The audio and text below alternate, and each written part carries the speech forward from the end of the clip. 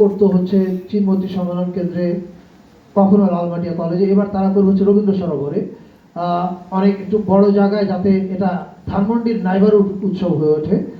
এবং সুরের ধারা সরকারের ইনক্লুসিভ নীতিকে সমর্থন করে তারা তাদের অনুষ্ঠানে এই প্রথমবারের মতো অন্য জাতিগোষ্ঠীর শিল্পীদেরকেও রাখছে, তারাও তাদের গান পরিবেশন করবে।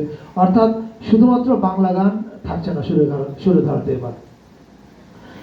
আর নববর্ষের দিনে একটা বড় আয়োজন আমরা জানি, শোভাযাত্রা। সেই শোভাযাত্রা এবার বাঙালি বাদে 27টা জনগোষ্ঠী অংশগ্রহণ করছে। চাকমা, মারমা, ত্রিপুরা, তঞ্চঙ্গা, লুসাই, পাংখোয়া, বম, রো, চাক, খিয়াং, এরকম 27টা জনগোষ্ঠী। এবং তারা প্রত্যেকেই তার তার নিজের সংস্কৃতি নিয়ে, নিজের পোশাকে, নিজের বাদ্যযন্ত্র, আবার কেউ আধুনিক বাদ্যযন্ত্র নিয়ে আসবে। মারমাদের একটা গিটার স্কুল আছে, ব্রিলিয়ান্ট গিটার স্কুল। ওরা 15-20 জন গিটার প্লেয়ার নিয়ে আসছে, ইয়াং ছেলে মেয়ে, ম্রো বাঁশি বাদক আসছে। ফলে এরা প্রত্যেকেই তাদের নিজ নিজ কালচারকে রিপ্রেজেন্ট করবে এবারে শোভাযাত্রায়। এছাড়া চারুকলা থেকে এরা সবাই যুক্ত হবে চারুকলা শোভাযাত্রায়। আর চারুকলা শোভাযাত্রায় প্রথমবারের মতো বাম্বা যোগ দিচ্ছে। আমরা কিছুক্ষণ আগে একটা প্রেস কনফারেন্সে এই কথাটা বলেছি, আমি আবার রিইটারেট করতে চাই। আপনারা খেয়াল করে দেখবেন যে এবারে ঈদ উপলক্ষে প্রধান উপদেষ্টা মহোদয়ের ফেসবুক পেজ থেকে একটা ঈদের ভিডিও পোস্ট করা হয়েছে।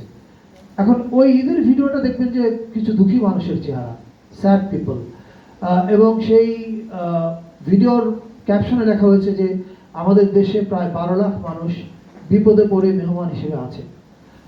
ওই ভিডিওটার থিম ছিল এরকম যে এই মানুষেরা ওয়েট করছে, আমরা যখন সেলিব্রেট করছি আমাদের ঈদ, আমরা যেন মনে রাখি যে এই মানুষেরা ওয়েট করছে তাদের দেশে ফিরে ঈদ সেলিব্রেট করার।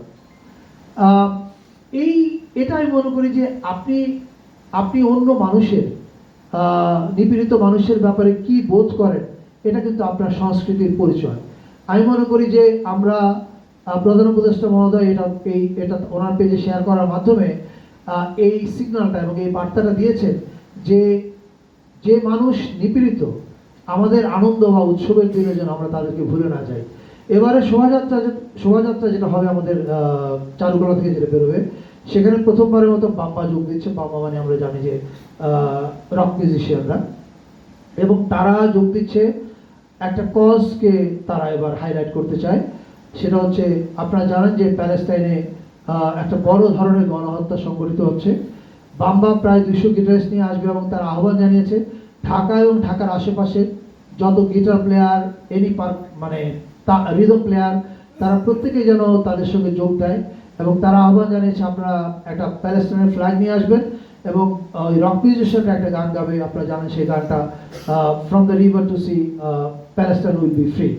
সো তারা মানবতার, মানে আমরা আমাদের উৎসবে, এই নববর্ষের উৎসবে আমরা যেন ভুলে না যাই যে পৃথিবীতে একটা বড় গণহত্যা চলছে। আমি বাংলাদেশের রক মিউজিশিয়ানদেরকে ধন্যবাদ জানাই এ ধরনের একটা মানবিক কজকে এবারে শোভাযাত্রার অংশ করে তোলার জন্য।